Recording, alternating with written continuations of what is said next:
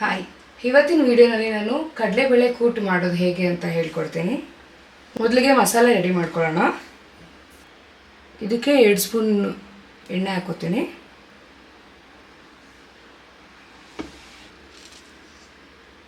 ಎರಡು ಈರುಳ್ಳಿ ಉದ್ದುದ್ದ ಕಟ್ ಮಾಡ್ಕೊಂಡಿರೋದು,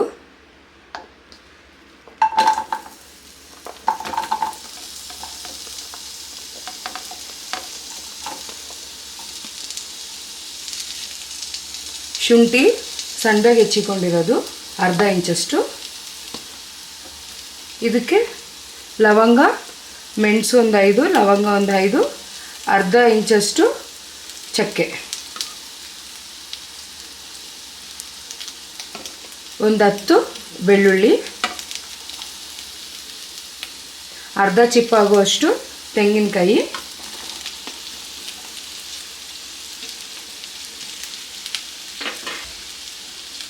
ಈಗ ಇದನ್ನು ಫ್ರೈ ಮಾಡ್ಕೊಳ್ಳೋಣ.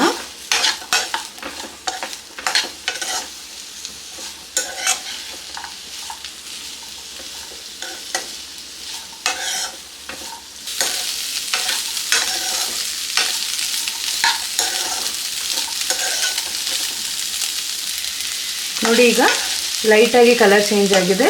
ಇದಾಗಿದೆ. ಇದನ್ನು ತಣ್ಣಗಾಗೋದಕ್ಕೆ ಬಿಡೋಣ. ಸ್ಟವ್ ಆಫ್ ಮಾಡಿ. ನೋಡಿ, ಇವಾಗ ತಣ್ಣಗಾಗಿದೆ. ಇದಕ್ಕೀಗ 2 ಟೊಮೆಟೊ ಮೀಡಿಯಮ್ ಸೈಜ್ ಕಟ್ ಮಾಡ್ಕೊಂಡಿರೋದು, ಸ್ವಲ್ಪ ಕೊತ್ತಂಬರಿ, ಅರಿಶಿನ 1/4 ಸ್ಪೂನಷ್ಟು, ಧನಿಯಾ ಪುಡಿ 2 ಸ್ಪೂನಷ್ಟು, ಚಿಲ್ಲಿ ಪೌಡರು 2 ಸ್ಪೂನಷ್ಟು. ಈಗ ಇದನ್ನು ಮಿಕ್ಸ್ ಮಾಡಿಕೊಂಡು ರುಬ್ಕೊಳ್ಳೋಣ. ಈಗ ಇದನ್ನು ರುಬ್ಕೊಳ್ಳೋಣ. ನೋಡಿ, ಈ ಥರ ರುಬ್ಬಿ ಇಟ್ಕೋಬೇಕು. ಈಗ ಒಗ್ಗರಣೆ ಹಾಕೊಳ್ಳೋಣ.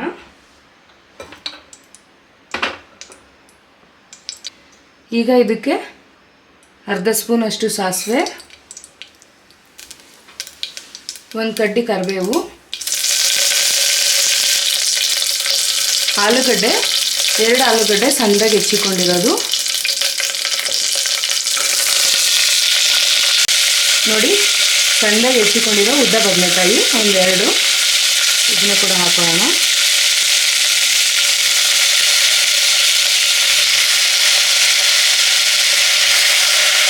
ಒಂದು ಕಪ್ ಆಗುವಷ್ಟು ಕಡಲೆಬೇಳೆ,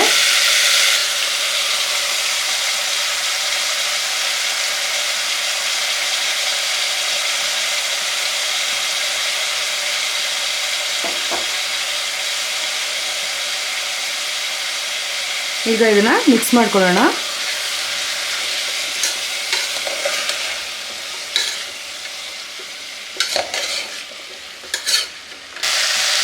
ಈಗ ಇದಕ್ಕೆ ಕಲ್ಲುಪ್ಪು ಹಾಕೋತೀನಿ.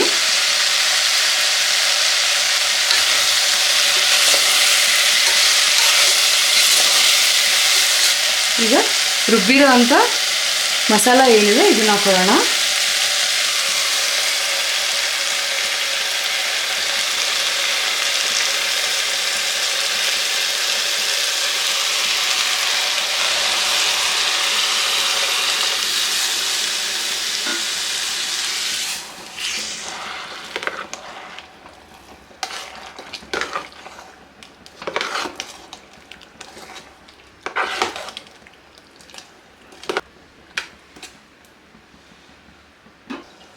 ನೀರು ನೋಡ್ಕೊಳ್ಳಿ.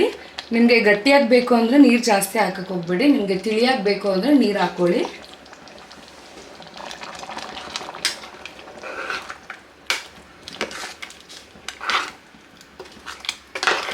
ಒಂದ್ಸರಿ ಉಪ್ಪು ಚೆಕ್ ಮಾಡಿಕೊಂಡು ಇದನ್ನು ಮುಚ್ಚಿಕೋಣ.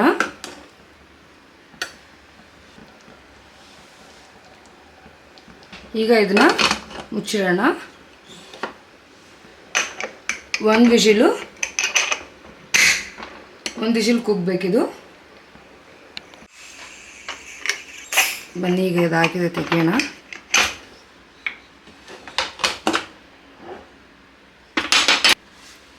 ನೋಡಿ ಎಷ್ಟು ಚೆನ್ನಾಗಿದೆ ಇದು.